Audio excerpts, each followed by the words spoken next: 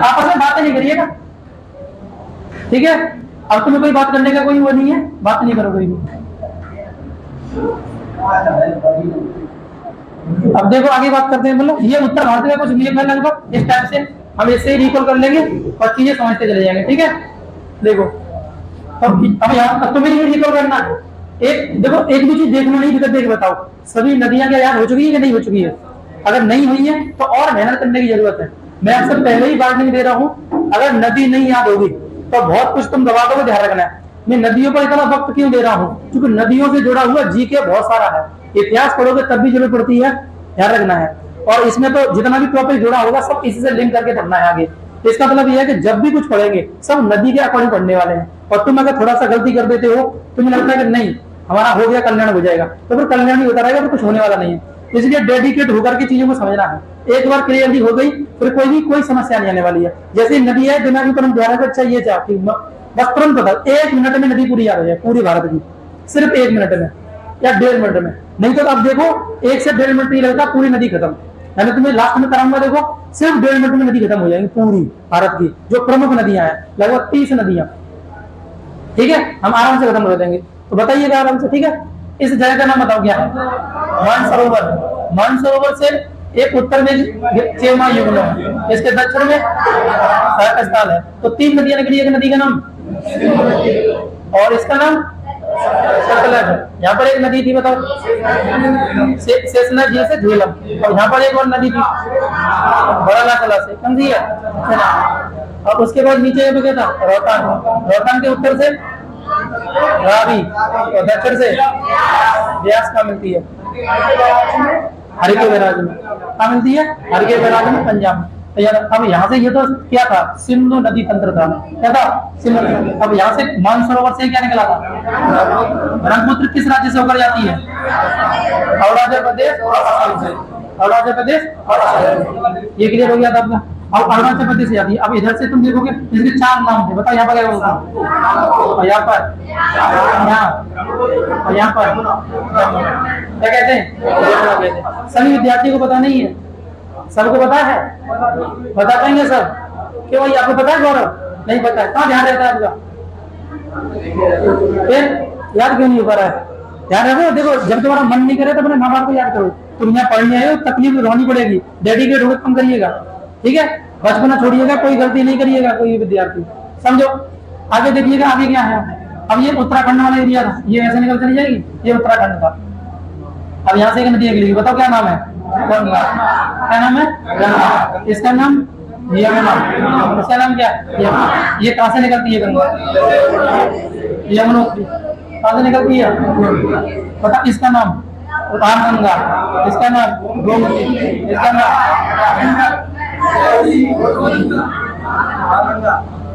हो जाएगी। ऊपर की जो नदियां हैं वो। अब नीचे 4 नदियां, 1 2 चंबल सिंध बेतवा, ऊपर एक नदी क्या हो जाएगी? और यहाँ ये बताओ ये क्या है?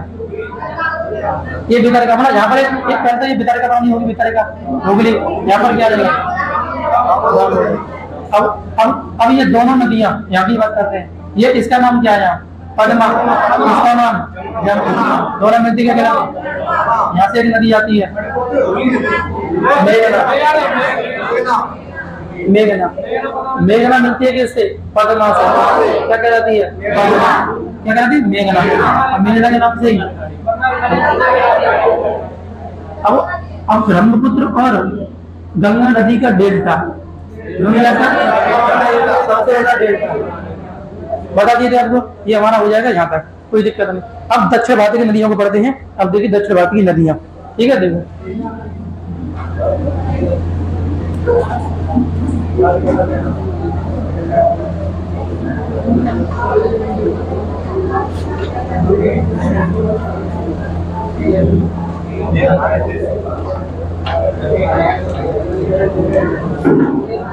अब बातें नहीं करते, बातें करना बीच बीच में, क्या मतलब बात करने का? देखो दक्षिण भारत केवल मैप बना लीजिएगा, उससे रिलेट कर देंगे। ये कहीं दक्षिण भारत का मैप है हमारा, लगभग इस टाइप से ही है कुछ। अब यहाँ से आपको समझना ये दक्षिण भारत है, ठीक है, एक आइडिया रखना है। तो जो भी है, तो दक्षिण भारत की नदियों को समझने के लिए दो भागों में देखते हैं। इधर क्या है, बंगाल की खाड़ी, बंगाल की खाड़ी है, और इधर क्या है, अरब सागर। इधर क्या हो जाएगा, अरब सागर। बंगाल की खाड़ी में जल ग्रहणीय नदियां और अरब सागर में जल ग्रहणीय नदियां। इन्हें प्रायद्वीप या दक्षिण भारत की नदियां दो तरीके से अध्ययन करते हैं। एक तरीका ये है कि ये कुछ नदियां हैं बंगाली खाड़ी में गिराती हैं जल, और कुछ कहाँ गिराती हैं, अरब सागर में। और इसी के बिहार पर हम सारी चीज पढ़ लेते हैं, हो जाता है। तो क्रम अनुसार आप पता चले जाएगा, डिटेल तुम्हारे उसमें दिया गया है। हमें आपको फिर लोकेशन दिखा रहा हूँ, लोकेशन के अकॉर्डिंग हमें समझना है, ठीक है, हम करते चले जा रहे हैं। तो सबसे पहले आप देखिएगा, यहाँ पर तो मैंने गाड़ियां देखा था कि यहाँ से एक नदी आई थी, गंगा का टॉपिक में खत्म कर दिया था। तो अब यहाँ से इन नदियों से हमें कोई मतलब नहीं, अब हम सीधे यहीं से करेंगे। हम यहाँ से स्टार्ट करते हैं, यहाँ पे नदी है, देखो ये छोटा नागपुर पठार है। छोटा नागपुर पठार के इस तरफ एक नदी जाती है जिसका नाम है दामोदर, और दामोदर को बता दिए थे, दामोदर नदी हुगली नदी के माध्यम से बंगाल की खाड़ी में अपना जल गिराती है, ठीक है। तो दामोदर से स्टार्ट करो, ठीक है, दामोदर से। तो कर लीजिएगा, आप लिख दे रहा हूं यहाँ पर मैं, दामोदर लिखो, दामोदर। दामोदर नदी का उद्गम कहां से हुआ है, छोटा नागपुर पठार से। छोटा नागपुर पठार, छोटा नागपुर पठार कहां पड़ता है, झारखंड में। तो झारखंड से उद्गमित होती है, मतलब ये दो राज्यों में बहती है, झारखंड और पश्चिम बंगाल। झारखंड और पश्चिम बंगाल में दो राज्यों में प्रभावित होती है, झारखंड और पश्चिम बंगाल। दामोदर के बारे में विशेषता क्या है, इसे बंगाल का शोक कहते हैं, बंगाल का शोक। बंगाल का शोक किसे कहते हैं, दामोदर को कहते हैं। ये बंगाल में किससे मिलती है, मोहाना।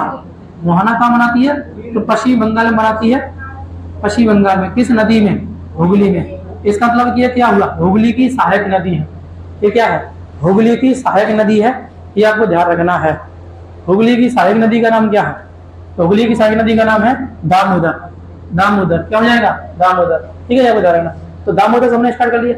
छोटा नागपुर पठार से एक नदी उद्गमित होती है जो अपनी भ्रंश घाटी में बहती है, और वो नदी का नाम क्या है, दामोदर है। क्या है, दामोदर। दामोदर नदी किसकी सहायक नदी है, तो ये किसकी है, हुगली की। हुगली किसकी सहायक है, तो हुगली किसी की सहायक नहीं है, हुगली एक वितरिका है किसकी, गंगा की। किसकी है, गंगा की। ये हम पहले ही स्पष्ट कर चुके हैं, ध्यान रखना, हो जाएगा। अब छोटा नागपुर पठार से एक नदी और नीचे की तरफ आती है, इसका नाम है स्वर्ण रेखा नदी। क्या नाम है, स्वर्ण रेखा नदी। तो दूसरी नदी कर लीजिएगा, स्वर्ण रेखा नदी। स्वर्ण रेखा नदी, स्वर्ण रेखा की अगर बात की जाए, स्वर्ण रेखा, स्वर्ण रेखा नदी का उद्गम, उद्गम क्या हो जाएगा, छोटा नागपुर पठार। छोटा नागपुर का पठार, छोटा नागपुर का पठार। मीन्स ये हुआ कि ये भी झारखंड से उद्गमित है। कहां से उद्गमित है, झारखंड से। कहां से जाती है, झारखंड से। झारखंड से बहते हुए या किस राज्य में अपना मोहाना बनाएगी, ओडिशा में। क्या बनाती है, ओडिशा में। तो हम सकते मोहाना कहाँ बनाएगी ये, तो मोहाना बनाती है, ध्यान है, ओडिशा। क्या बनाती है, ओडिशा। ओडिशा में बंगाल की खाड़ी में। बंगाल की खाड़ी तो पढ़ाई ना आपको, ये क्या बनाती है, बंगाल की खाड़ी में। ओडिशा के तट पर बंगाली खाड़ी में क्या करती है, मोहाना बनाती है, ये आपको ध्यान रखना।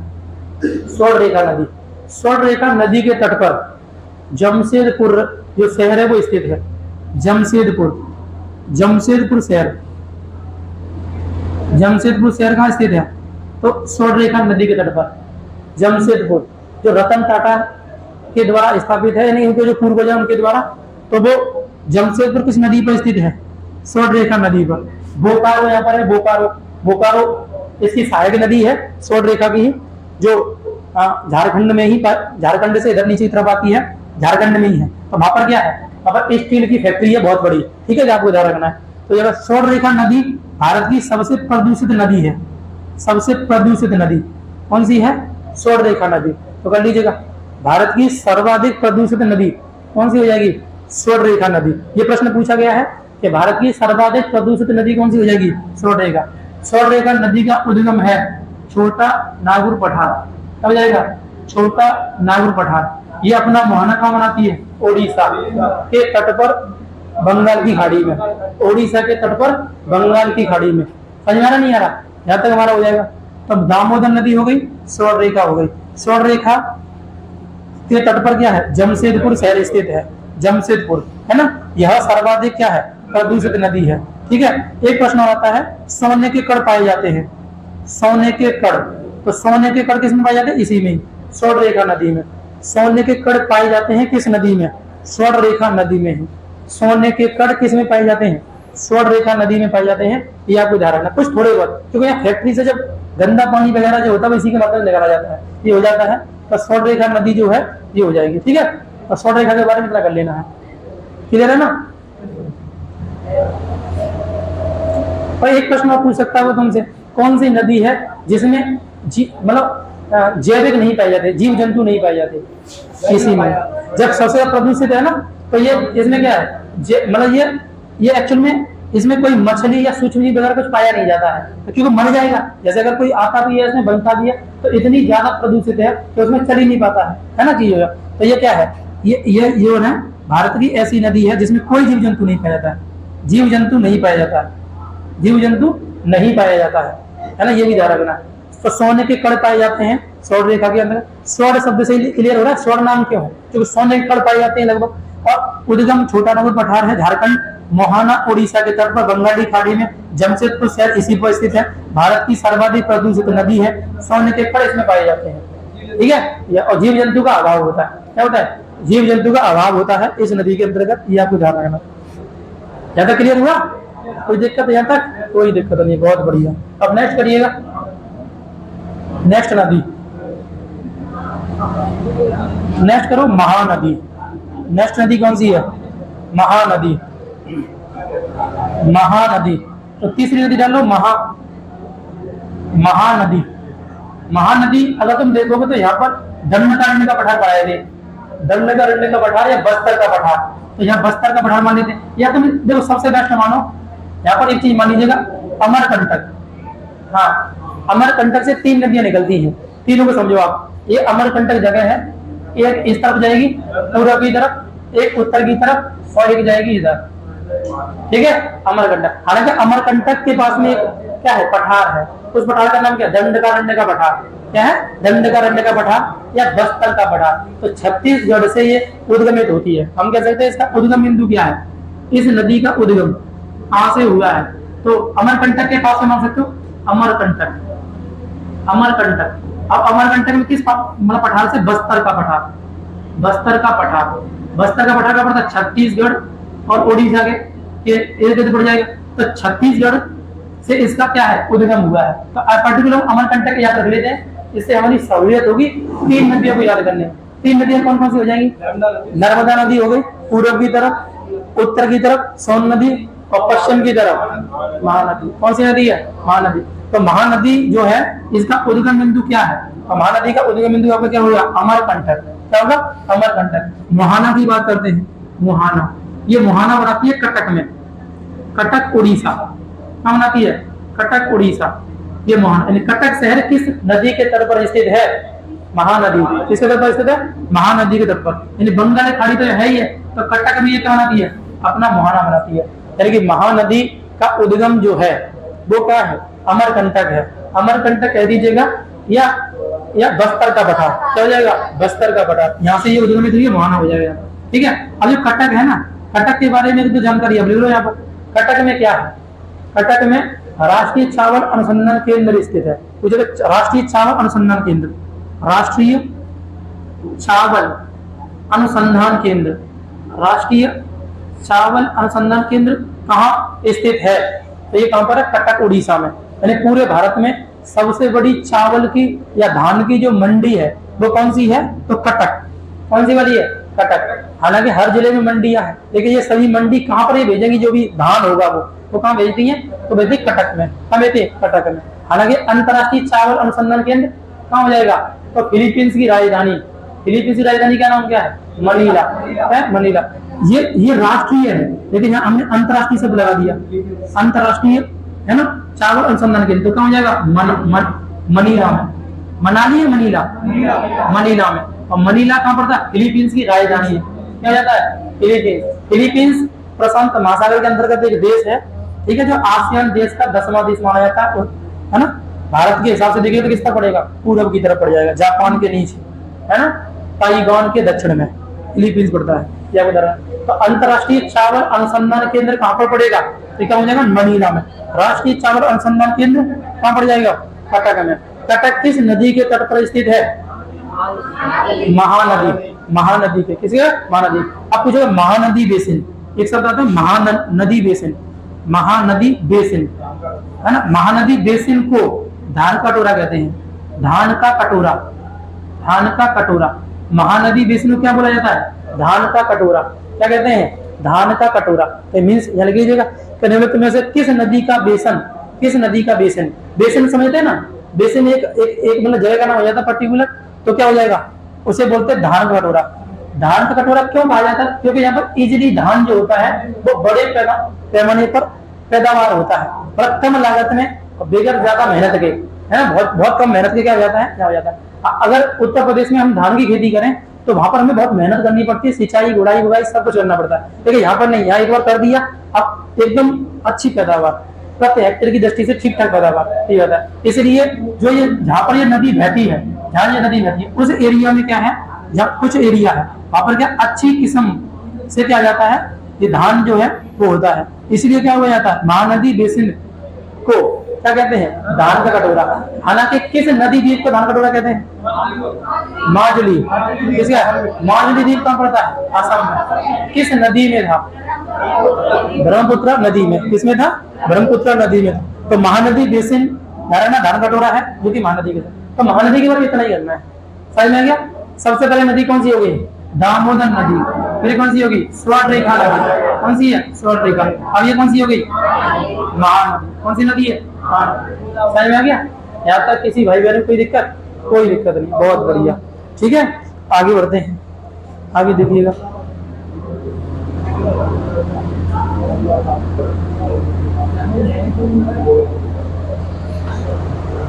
नेक्स्ट नदी करिएगा। नेक्स्ट तुम देखो तो हमने यहाँ पश्चिमी घाट पर्वत पढ़ाए थे, शायद आपको ध्यान हो, ये पश्चिमी घाट पर्वत में बना ले रहा हूँ, पश्चिमी घाट पर्वत क्या समझाते हैं आपको। पश्चिमी घाट पर्वत ये था, कुछ एक आइडिया आपको दिख रहा होगा, ये ठीक है, ये क्या था, पश्चिमी घाट पर्वत। पश्चिमी घाट पर्वत भारत का सबसे लंबा पर्वत है, ये आपको बता दिए थे, नहीं बता दिए थे, भारत का सबसे लंबा पर्वत, अंडरस्टैंड।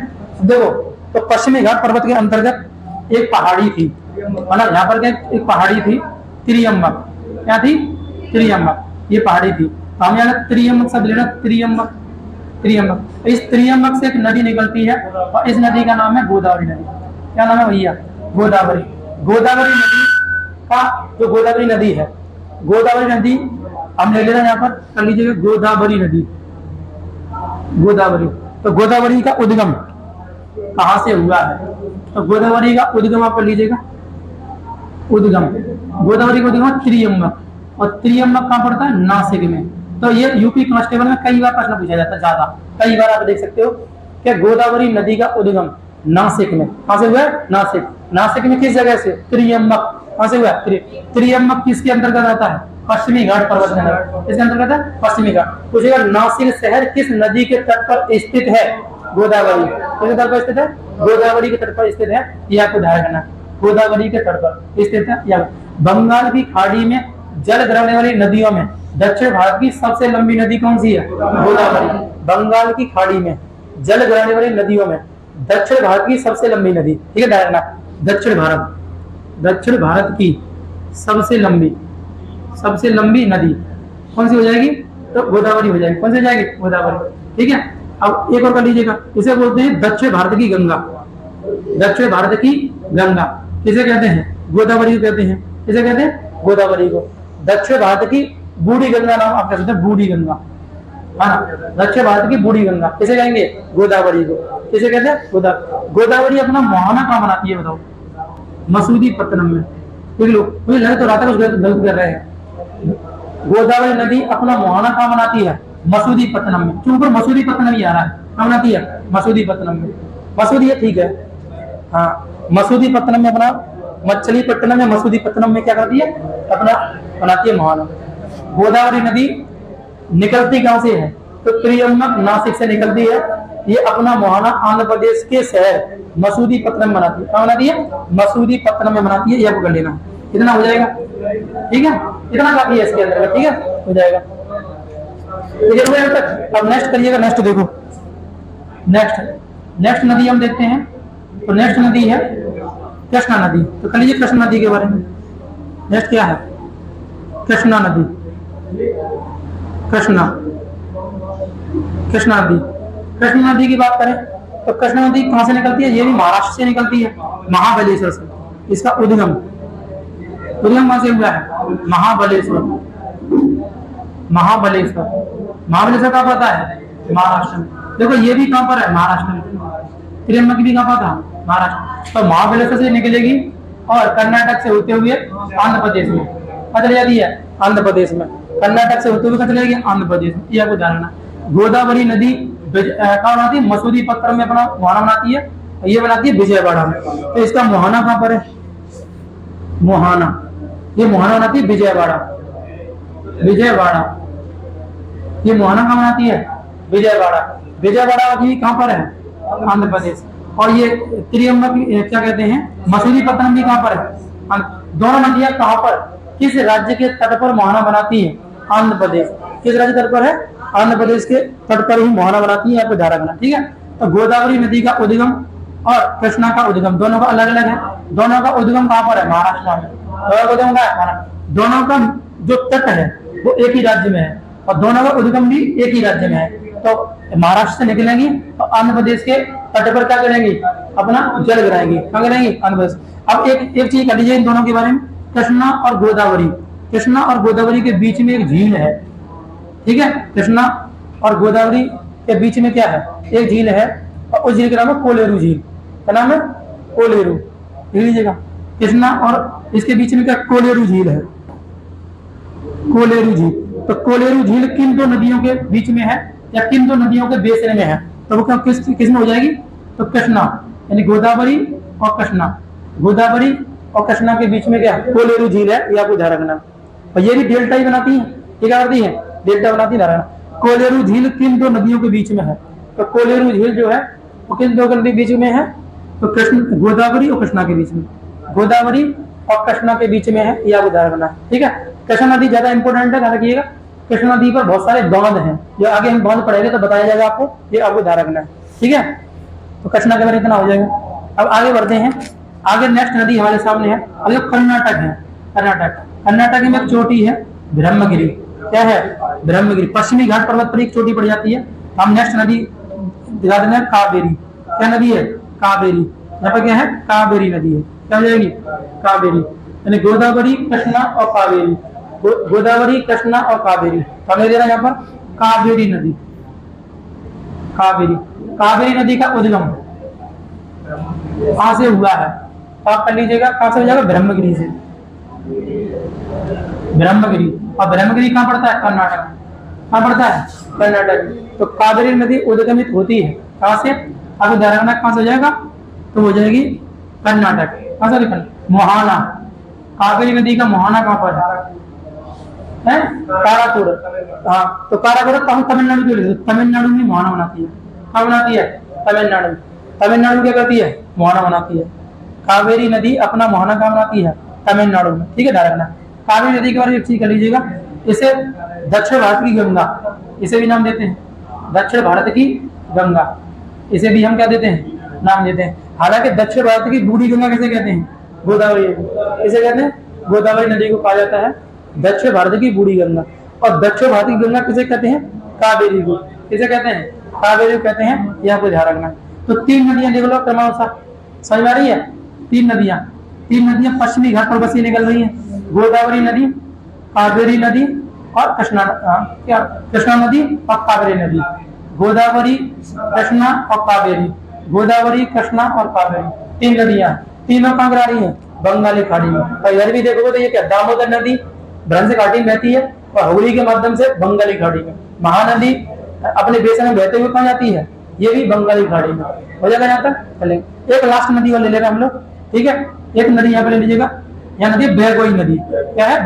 बेगोई नदी भी पश्चिमी घाट पर्वत से निकलती है और मन्नारी खाड़ी में जल गिराती है। मन्नारी खाड़ी में देखो बेगोई। बेगोई नदी, बेगोई नदी का उद्गम कहाँ से हुआ है? तो बेगोई नदी का उद्गम आप कर लीजिएगा अन्नामलाई की पहाड़ी। कहाँ से हुआ है? अन्नामलाई, अन्नामलाई की पहाड़ी। और अन्नामलाई की पहाड़ी जो है किसका हिस्सा है? पश्चिमी घाट पर्वत का ही तो हिस्सा है, अन्नामलाई की पहाड़ी से हुआ है। ठीक है, ये मोहाना कहाँ बनाती है? मोहाना, तो ये मोहाना बनाती है कलेना मन्नार की खाड़ी, मन्नार, मन्नार की। हालांकि मन्नार की खाड़ी किसका हिस्सा है? बंगाल की खाड़ी का। किसका हिस्सा है? बंगाल की खाड़ी का हिस्सा है, ये आपको ध्यान रखना। तो ये क्या हो जाएगी? बेगोई नदी। क्या हो जाएगी? बेगोई नदी। ये बेगोई नदी हो गई। तो चूंकि देखो यहाँ श्रीलंका लग जाएगा ना, श्रीलंका, तो श्रीलंका ये बीच में यहाँ पड़ जाएगी बेगोई नदी।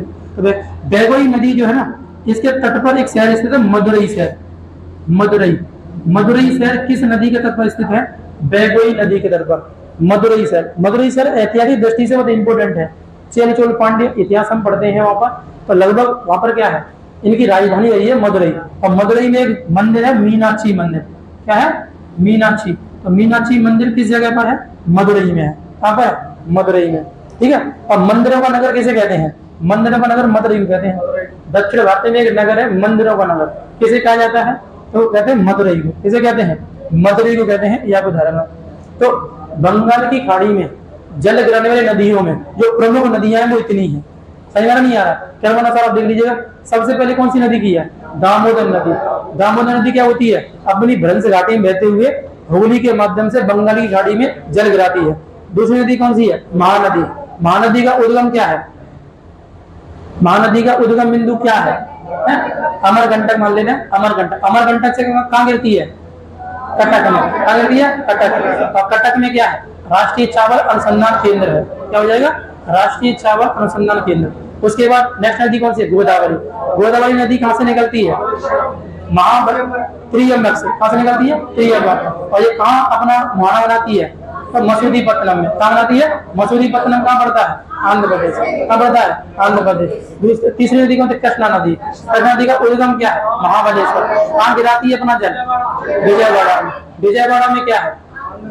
विजयवाड़ा में क्या है? मतलब कोई राष्ट्रीय अनुसंधान केंद्र है? राष्ट्रीय तंबाकू अनुसंधान केंद्र। विजयवाड़ा में क्या है? राष्ट्रीय तंबाकू अनुसंधान केंद्र कहाँ पर है? विजयवाड़ा में। नोट कर लेना इसको, राष्ट्रीय तंबाकू अनुसंधान केंद्र। तंबाकू उत्पादन में प्रथम स्थान किस राज्य का है? आंध्र प्रदेश का। किसका है? आंध्र प्रदेश का। इसलिए विजयवाड़ा में क्या है? तंबाकू, जो राष्ट्रीय तंबाकू अनुसंधान केंद्र कहाँ पड़ जाएगा? विजयवाड़ा में। राष्ट्रीय तंबाकू अनुसंधान केंद्र कहाँ पड़ जाएगा? विजयवाड़ा में पड़ जाएगा। यह आपको ध्यान रखना। उसके कावेरी आएगी। कावेरी नदी जो है वो कहाँ से निकलती है? ब्रह्मगिरी से। ये तो अपना मोहना तमिलनाडु में आती है, तमिलनाडु में। और उसके बाद नेक्स्ट नदी कौन सी है? बेगोई। बेगोई नदी कहाँ से निकलती है? अन्नामलाई की पहाड़ी। ये कहाँ गिराती है? मन्नार की खाड़ी में। कहाँ गिरती है? मन्नार की। बेगोई नदी के तट पर कौन सा शहर स्थित है? मदुरई। मंदिरों का शहर किसे कहते हैं? मदुरई। मदुरई में कौन सा मंदिर है? ये हमारी बंगाल की खाड़ी की सभी नदियां हो गई। किसकी हो गई? बंगाल की खाड़ी। अब करो अरब सागर। कौन सी नदियां हैं? अरब सागर में जल ग्रहण नदियां पड़ती हैं। तो ये इसी नियम के अकॉर्डिंग पढ़ लीजिएगा। अरब सागर में जो नदियां हैं वो है ना, देख लीजिएगा अरब सागर। तो अरब सागर की नदियों में सबसे पहले हम बात करते हैं। अरब सागर का मतलब यह है कि जहाँ पर हम कच्छ के रड में भी कुछ नदियां विलुप्त हो जाती हैं, उनको भी यहाँ ध्यान रखते हैं। यहाँ पे एक यहाँ पर क्या था? पर्वत था। सागर पे ध्यान, क्या था? एक पर्वत था। अरावली पर्वत था कि नहीं था? था भैया, एक पर्वत था। ठीक है, और इस पर्वत से एक नदी उद्गमित हुई थी। मतलब 3 नदी मानो इस पर्वत से उभरे। एक नदी का नाम है, इसका नाम है लूनी नदी। कौन सी नदी है? लूनी नदी। और एक नदी है बनास। बनास किसकी सहायक थी? चंबल की। किसकी थी? चंबल नदी की सहायक नदी थी बनास। और इसके दक्षिण से एक नदी निकलती है, साबरमती नदी। कौन सी नदी है? साबरमती नदी। तो सबसे पहले क्या करिएगा? सबसे पहले देखो लूनी नदी के बारे में। लूनी नदी, लूनी नदी का उद्गम, उद्गम क्या हो जाएगा? अरावली पर्वत। अरावली पर्वत क्या है? लूनी नदी का उद्गम है। पहले राजस्थान से ये उद्गमित होती है। ये अपना मुहाना कहाँ बनाती है? तो मुहाना बनाती है कच्छ के रण में। कच्छ के रण में, यानी कच्छ का जो रण है या वहां पर मरुस्थल कह सकते हैं, तो वो उसमें दलदली एरिया है, उसमें क्या करती है? ये मुहाना बनाती है। मतलब ये भारत की एकमात्र ऐसी नदी है, एकमात्र ऐसी नदी है जो समुद्र तट को प्राप्त नहीं कर पाती। समुद्र तट को प्राप्त नहीं कर पाती। भारत की एकमात्र नदी जो समुद्र तट को प्राप्त नहीं कर पाती वो कौन सी नदी है? लूनी नदी है। कौन सी नदी है? लूनी। लूनी नदी का उद्गम जो है वो कहां से हुआ है? अरावली से। कहां से हुआ है? अरावली से। और ये यहाँ पर क्या है? कच्छ है। और कच्छ जो है, कच्छ भारत का सबसे बड़ा जिला है क्षेत्रफल की दृष्टि से। कच्छ जो है क्या है? भारत का सबसे बड़ा जिला। और कच्छ का जो रण है ना, वो जंगली गधों के लिए प्रसिद्ध है। जंगली गधों के लिए। तो जंगली गधों के लिए कौन प्रसिद्ध है? तो आपको जाना, जंगली गधों के लिए कच्छ का रण। जंगली गधों के लिए कौन प्रसिद्ध है? कच्छ का रण प्रसिद्ध है। कच्छ के रण में कौन सी नदी विलुप्त हो जाती है? तो कौन सी है? लूनी नदी। कौन सी नदी है? लूनी नदी हो जाएगी। ये आपको ध्यान रखना। उद्गम मोहाना दोनों क्लियर हो गए। अब एकमात्र नदी जो समुद्र तट को प्राप्त नहीं कर पाती है, इतनी कहानी किसकी हो जाएगी? लूनी नदी की। किसकी हो जाएगी? लूनी। और लूनी नदी यहाँ से उद्गमित है, वहीं से लगभग क्या है? बनास नदी है। और वहीं से क्या हो जाएगी? साबरमती नदी। तो देखो दूसरी नदी क्या है? साबरमती नदी। देखो साबरमती। ये अरब सागर में जल ग्रहण नदियों में पहली नदी कौन सी है? लूनी। कौन सी है? लूनी। दूसरी कौन सी है? साबरमती। कौन सी हो जाएगी? साबरमती। साबरमती।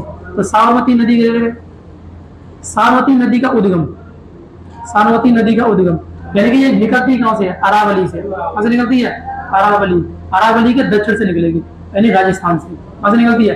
अरावली के दक्षिण से, राजस्थान से इसका उद्गम है। अरावली के दक्षिण से, राजस्थान से क्या है? इसका उद्गम है। यह आपको ध्यान रखना है। ये अपना जल कहां गिराती है? मोहाना, हम्माद की खाड़ी में। मोहाना कहां बनाती है? हम्माद की खाड़ी में। हम्माद की खाड़ी में, यानी कि हम ये कह सकते हैं सारावती, साबरमती नदी। साबरमती नदी का उद्गम बिंदु अरावली के दक्षिण से है और राजस्थान से निकलती है। ये खम्माद की खाड़ी। खम्माद की खाड़ी किसका हिस्सा है? अरब सागर का। तो ये पर्टिकुलर जो ये जगह आपको धसी हुई दिख रही है, क्या है? खम्माद की खाड़ी है। तो ये खम्माद की खाड़ी में अपना जल गिराएगी साबरमती नदी। साबरमती नदी के बारे में दो चीजें और इंपोर्टेंट है जो तुम्हारे पेपर में अक्सर पूछी जाती है। पहले तो ये है, गुजरात का सबसे बड़ा शहर अहमदाबाद किस नदी के तट पर स्थित है? साबरमती नदी पे। गुजरात का सबसे बड़ा शहर अहमदाबाद है ना। गुजरात का सबसे बड़ा शहर कौन सा है? अहमदाबाद। किस नदी के तट पर स्थित है? साबरमती नदी के तट। और एक है गांधीनगर, गुजरात की राजधानी गांधीनगर। गांधीनगर भी किस पर स्थित है? साबरमती नदी के। और महात्मा गांधी के द्वारा साबरमती आश्रम की स्थापना भी किस नदी के तट पर की गई थी? साबरमती नदी पर। इसके पास में, तो अहमदाबाद के पास में ही क्या था? इसे स्थापना किया गया। तो इतिहास में देखो, जब भी गांधी जी पढ़ेंगे तो गांधी जी का साबरमती आश्रम जब तुम पढ़ोगे तो कैसे याद करोगे? एक नदी याद हो जाएगी आपको, कौन सी? साबरमती नदी। तो साबरमती नदी से, है ना, साबरमती नदी कहां से उद्गमित है? अरावली से। ये अपना मोहाना कहां बनाती है? बंगाल की खाड़ी में। गुजरात के दो शहर, अहमदाबाद शहर और गांधीनगर, ये गुजरात की राजधानी है। यह किस नदी के तट पर स्थित है? तो किस नदी के तट पर स्थित है? साबरमती नदी के तट पर स्थित है। यह आपको ध्यान रखना है। नेक्स्ट नदी करिएगा, नेक्स्ट करो। देखो यहाँ विंध्याचल पर्वत है। यहाँ पर क्या है? विंध्याचल पर्वत। मान लेते हैं क्या है? विंध्याचल पर्वत। ठीक है। और विंध्याचल पर्वत से एक नदी निकलती है और उस नदी का नाम माही नदी है। क्या है? माही। माही नदी। तो माही नदी के बाद हम कर लीजिएगा, माही नदी। माही, तो माही नदी का उद्गम, माही नदी का उद्गम विंध्याचल पर्वत, विंध्याचल पर्वत मध्य प्रदेश, यानी विंध्याचल पर्वत मध्य प्रदेश से क्या है? इसका उद्गम हुआ है। माही नदी का उद्गम कहां से हुआ है? विंध्याचल मध्य प्रदेश से हुआ है। यह आपको ध्यान रखना, विंध्याचल मध्य प्रदेश। यह नदी मोहाना का बनाती है? मोहाना, खम्माद की खाड़ी। ये मोहाना का बनाती है? खम्माद की खाड़ी। ये अपना जल कहां बनाती है? खम्माद की खाड़ी आ जाएगा, नहीं आ जाएगा? ये अपना मोहाना कहां बनाती है? खम्माद की खाड़ी में। कहां बनाती है? खम्माद की खाड़ी में अपना मुहाना बनाती है। ये आपको ध्यान रखना, यानी माही नदी का उद्गम बिंदु विंध्याचल पर्वत से है। ये मुहाना खम्माद की खाड़ी में बनाती है। ये आपको ध्यान रखना है। इसके बारे में विशेष क्या है इसके बारे में तो देखो, यह भारत की या दुनिया की एकमात्र ऐसी नदी है जो कर्क रेखा को 2 बार काटती है। ले लो, दुनिया की एकमात्र नदी, दुनिया की एकमात्र नदी जो कर्क रेखा को 2 बार काटती है। कर्क रेखा को 2 बार काटती है। 2 बार काटती है कहां पर? राजस्थान में। कहां काटती है? राजस्थान में। यानी कर्क रेखा को 2 बार, मतलब अब पता कर्क रेखा लगभग ये जाती होगी इस टाइप से। तो कर्क रेखा को 2 बार कहां काटती है? किस राज्य में? राजस्थान में। किस राज्य में काटती है? राजस्थान में काटती है। ये आपको ध्यान रखना है। कर्क रेखा को 2 बार काटने वाली नदी कौन सी है? माही नदी। माही नदी का उद्गम क्या है? माही नदी का उद्गम विंध्याचल पर्वत है। क्या है? विंध्याचल पर्वत। तो विंध्याचल पर्वत कहां? मध्य प्रदेश से ये उद्गमित होगी और ये अपना जल कहां गिराती है? खम्माद की खाड़ी में। कहां गिराती है? खम्माद की खाड़ी में गिराती है। ये आपको ध्यान रखना है। ओके, ये माही नदी के बारे में हो गया। माही नदी के बारे में ये यहाँ पर नोट करके और चीज लिख लीजिएगा। दुनिया के हिसाब से हम पूछ रहे हैं ना, दुनिया में कर्क रेखा को 2 बार काटने वाली नदी ये हो गई। पूछेगा मकर रेखा को, मकर रेखा को और विषुवत रेखा को, विषुवत रेखा को 2 बार काटने वाली नदी बताओ। कर्क रेखा को 2 बार काटती है तो वो माही नदी, मकर रेखा को 2 बार काटती है लिम्पोपो नदी। कौन सी नदी है? लिम्पोपो। लिम्पोपो नदी कहाँ की है? अफ्रीका की। कहाँ की है? अफ्रीका महाद्वीप की नदी है, ध्यान रखना। यानी कि लिम्पोपो नदी मकर रेखा को 2 बार काटती है। ये दुनिया की एकमात्र नदी है लिम्पोपो, जो क्या करती है, जो आपको ध्यान रखना है, जो मकर रेखा 2 बार काटती है। विषुवत रेखा को कांगो नदी। कौन सी नदी है? कांगो या जायरे, कांगो जायरे, ये भी अफ्रीका महाद्वीप की है। किसकी है? अफ्रीका महाद्वीप। यानी कि कर्क रेखा को 2 बार काटने वाली नदी जो भारत में है माही नदी, मकर रेखा को और विषुवत रेखा को 2 बार काटने वाली नदी दोनों की दोनों कहां पर है? अफ्रीका महाद्वीप में है। तो मकर रेखा को 2 बार काटती है कौन सी नदी? लिम्पोपो नदी। विषुवत रेखा को 2 बार काटती है कौन सी नदी? कांगो या जायरे नदी। कौन सी नदी है? कांगो या जायरे नदी है, जो क्या करती है, जो विषुवत रेखा को है ना और मकर रेखा को दोनों को 2 बार काटती है। ये आपको ध्यान रखना। समझ में आएगा? दुनिया के हिसाब से नदी पूछेगा तो ये बता देना। अगर रेखाओं क्वेश्चन आता है इनमें से कोई प्रश्न आ सकता है, तो इनको आपको ध्यान रखना है, इसलिए यहीं पर नोट में तुम्हें करा दिया जाता है। क्लियर? समझ में आया कि नहीं आया? आ रहा है कि नहीं आ रहा है? आ रहा है, बहुत बढ़िया। आपकी मेहनत ही आपको आगे बढ़ा सकती है। आपसे पहले ही इंस्ट्रक्शन दिया गया है कि कृपया करके रीडिंग जरूर करके आइएगा। जो भी आपको पढ़ाया जा रहा है, तुम पढ़ के घर से आओगे तो तुम्हें बहुत सही महसूस होगा। तुमने नहीं पढ़ा होगा तो तुम्हें बहुत अजीब लगेगा, पता नहीं इतनी तेज क्यों पढ़ा रहे हैं, ठीक है। लेकिन तुम थोड़ा सा एक दिन भी तुम पढ़ के आगे, एक बार रीडिंग किया होगा, तुम्हें बहुत अच्छी क्लास लगेगी, ध्यान रखिएगा। अब नेक्स्ट हम आगे बढ़े, माही के बाद में हम आगे देखते हैं। तो नेक्स्ट नदी अब हमारे सामने कौन सी आ जाएगी, है ना? तो नेक्स्ट नदी हम देखते हैं नर्मदा नदी। कौन सी नदी है? नर्मदा। तो आप कर लीजिए नर्मदा के बारे में। नर्मदा, नर्मदा नदी, नर्मदा का उद्गम है, नर्मदा का उद्गम बिंदु। हाँ, नर्मदा कहाँ से निकलती है? अमरकंटक, अमरकंटक। अमरकंटक कहाँ पड़ता है? मध्य प्रदेश, मध्य प्रदेश। अमरकंटक किसकी पहाड़ी है, मतलब किसका हिस्सा है? सतपुड़ा पर्वत। किसका हिस्सा है? सतपुड़ा। तो सतपुड़ा पर्वत की ये क्या है? राजतीर्थला महादेव और मैकाल। तो मैकाल की सर्वोच्च चोटी का नाम क्या था? अमरकंटक था। तो अमरकंटक से क्या होता है? अमरकंटक से, है ना, किस नदी का उद्गम हुआ है? तो 3 नदियां हैं, एक तो सोन नदी उत्तर की ओर, और एक पूर्व की ओर नर्मदा नदी, और पश्चिम की ओर कौन सी हो जाएगी? महानदी। कौन सी है? महानदी। समझ में?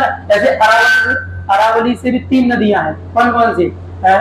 बनास नदी, और उधर देखेंगे तो हो जाएगी लूनी नदी। दक्षिण में कौन सी है? साबरमती नदी। दक्षिण में कौन सी? साबरमती नदी। नर्मदा का मोहाना देखो, नर्मदा मोहाना का बनाती है? मोहाना हम्माद की खाड़ी का बनाती है? हम्माद की खाड़ी का मतलब है अरब सागर में। क्या बनाती है? हम्माद की खाड़ी बनाती है।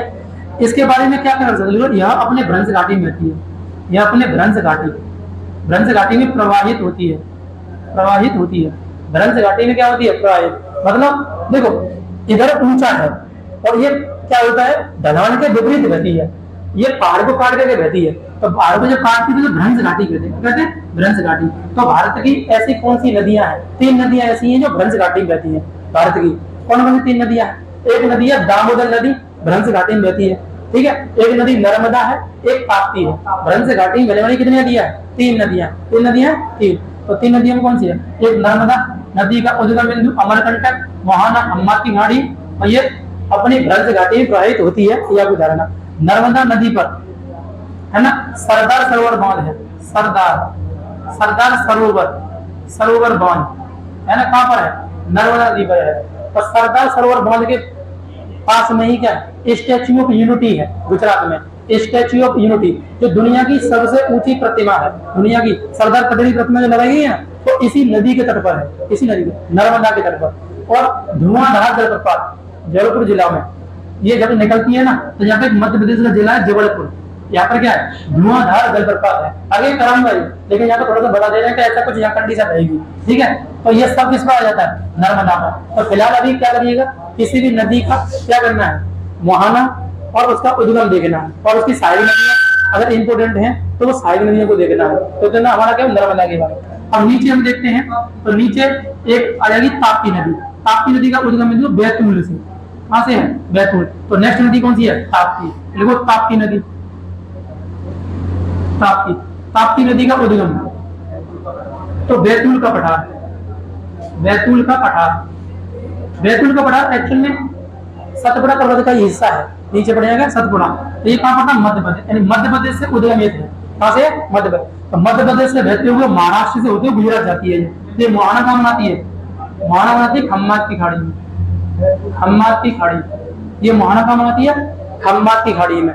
यानी कि ताप्ती नदी अपना मोहाना बनाती है, क्या बनाती है? खम्मात की खाड़ी में। ताप्ती नदी के तट पर सूरत स्थित है। कौन स्थित है? सूरत। गुजरात का शहर है सूरत, है ना, बड़ा शहर है, औद्योगिक नगरी है, हीरे के लिए प्रसिद्ध है, डायमंड के लिए प्रसिद्ध है। तो सूरत किस नदी के तट पर स्थित है? ताप्ती नदी के तट पर। ताप्ती नदी भी क्या करती है? ताप्ती नदी अपने भ्रंश घाटी में बहती है। ताप्ती नदी क्या करती है? अपनी भ्रंश घाटी में बहती है।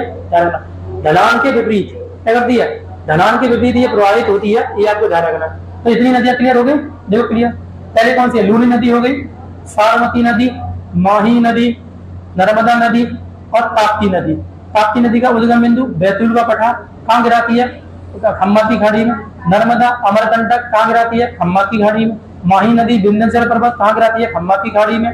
और साबरमती नदी अरावली के दक्षिण से कहाँ गिराती है? खम्मात की खाड़ी में। खम्मात की खाड़ी में जल ग्रहण में नदियां कितनी? 4 है। कितनी नदियां हैं? 4 नदियां। तो 4 नदियां तो समझ में आ गई, 4 नदियां। लूनी में कच्छकरण, ये खम्मा की खाड़ी में नहीं आ रही है, कच्छकरण में आ रही है। प्रश्न पता क्या पूछेगा?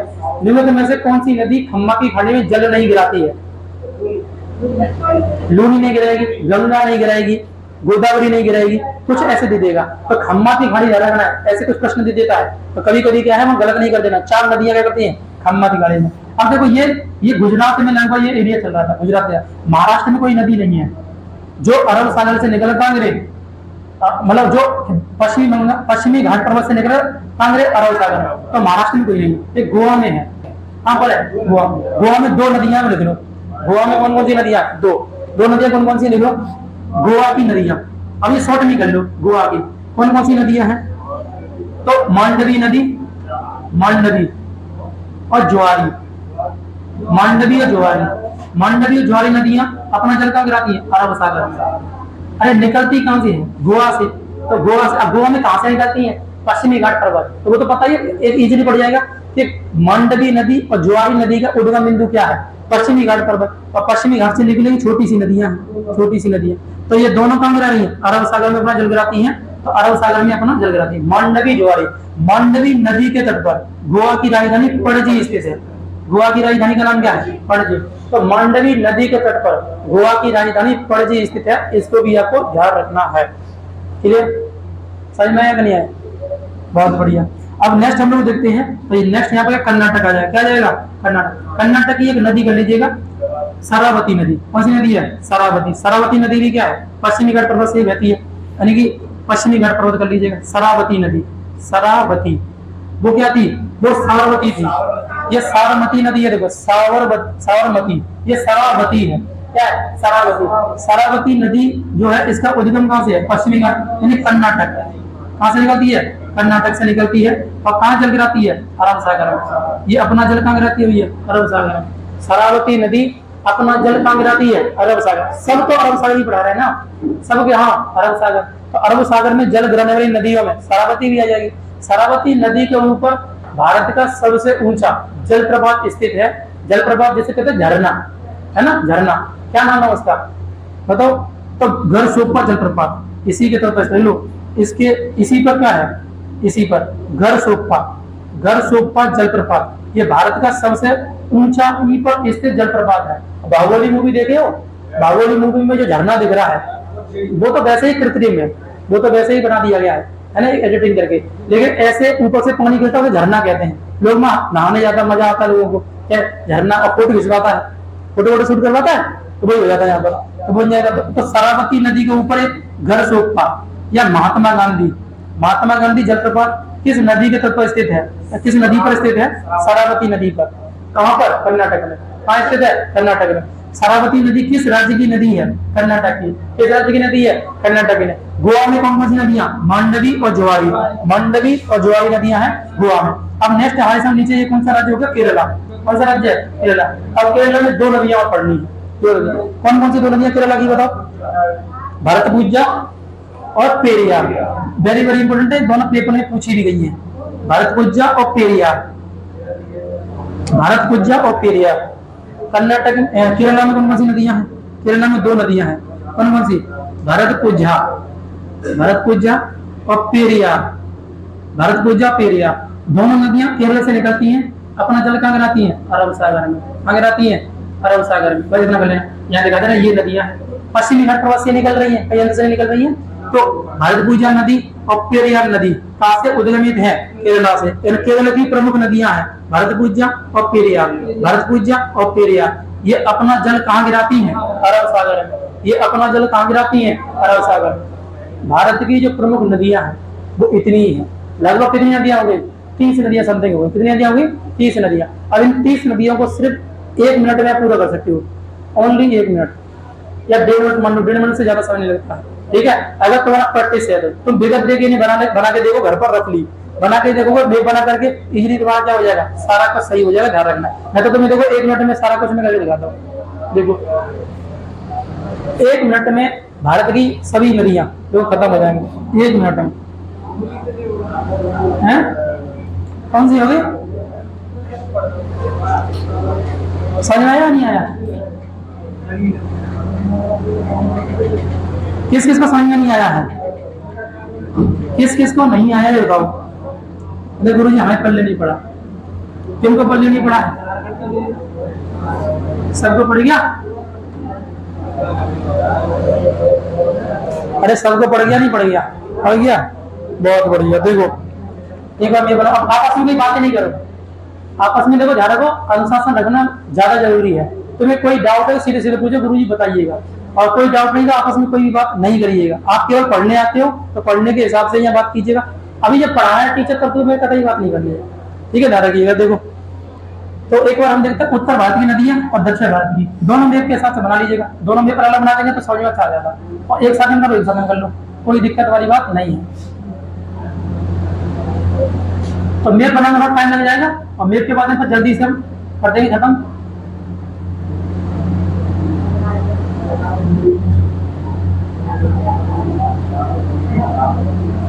मैप ही गलत हो गया, ये लगभग इस टाइप से मैप है, ठीक है। अब समझो 1 मिनट में करना है, तुम्हें अपने दिमाग में रहना क्या क्या बना रहे हैं। मैं तो बोल नहीं रहा हूँ, सीधे जैसे मैं खुद बोलता जा रहा हूँ तुम्हें नहीं बोलना है। तुम्हें अपना दिमाग लगाना कौन सी नदी कहाँ जा रही है। 1 मिनट में भारत की जितनी भी नदियां खत्म, ठीक है, जल्दी से करते हैं। अब यहाँ पर हम देखते हैं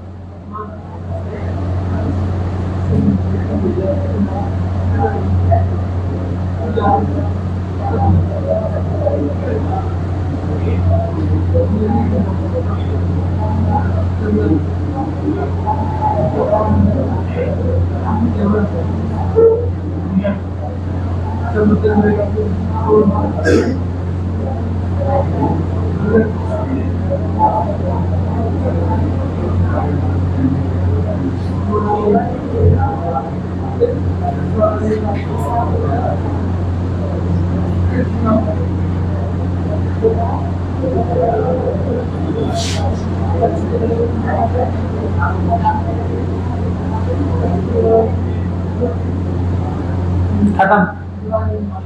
कितनी मेरी इसकी साइड में लगा, इसकी साइड में लगा दो। यही नदियां हैं, 1 मिनट से भी ज्यादा समय नहीं लगता है, ठीक है। हम मणिपुर को लगा सकते हैं, मेन नदियां मेन करनी होती है, वो तो तुम लगा ही सकते हो। ये चीज लगा दो, मेघना के हिसाब से कर रहा हो जाएगा।